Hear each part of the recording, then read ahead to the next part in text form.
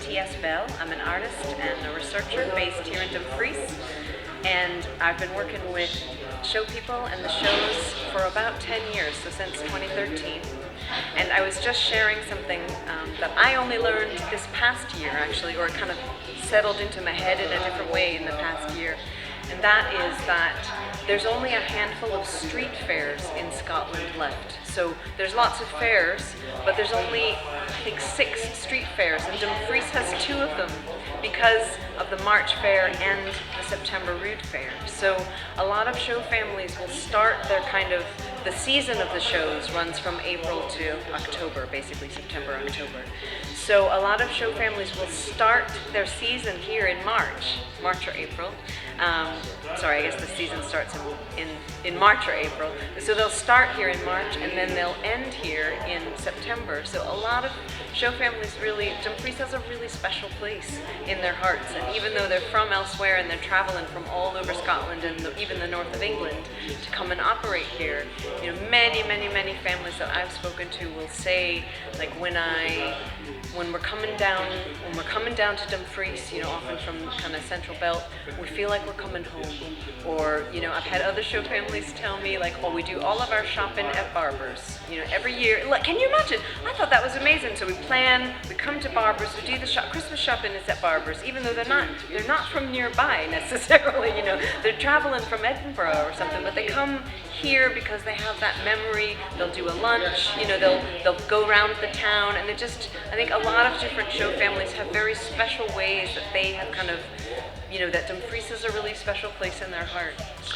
I believe there's information back to the 15th century that came here. Must admit, in fact, one of the articles on the internet uses one of my short films about the fair when it's running in Dumfries. Because I've got a number of films, so it's good to hear that little bit of history. Great. Well, we'll talk hope about they continue here for many generations to come. Absolutely. I think we're doing research just now to sort of find the charter precisely, the Dumfries Charter.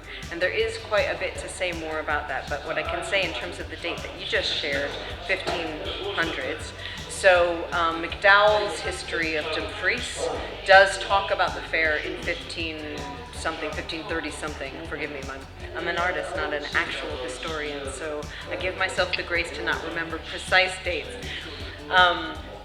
But I think it's fair to say that the fair, as a Highland fair, as a livestock fair, probably is as old as the town. As long as people have been gathering here, there's been a fairground here, and the kind of royal charter came after that, if that makes sense. Like, it was already happening, and then it was kind of commemorated in that way. I have to agree with you there. It used to be a fair where people were hired. Farmers would come to the market, and it's a Michaelmas and Candlemas, I think it is. Exactly. And there were 3 or 4. Sorry, go ahead, on you go. And it's good to see that tradition still happening here. And the fair, to me, brightens up the start of the dark nights for people. It's a little bit of fun and enjoyment for them, and I think that's what the fair people do.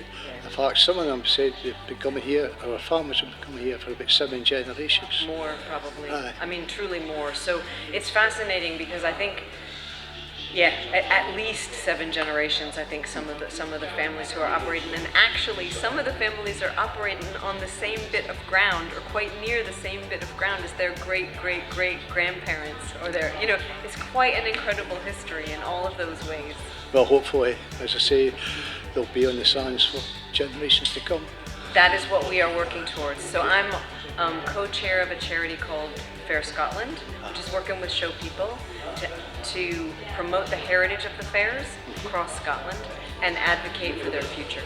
And that is exactly what we're interested in. So we have a keen eye on the development plans for the Whitesands, because we know, and I've done research that shows that if you move a fair, it doesn't continue in the same way. It's not something you can, it sounds strange, but it's really not something you can kind of just shunt around.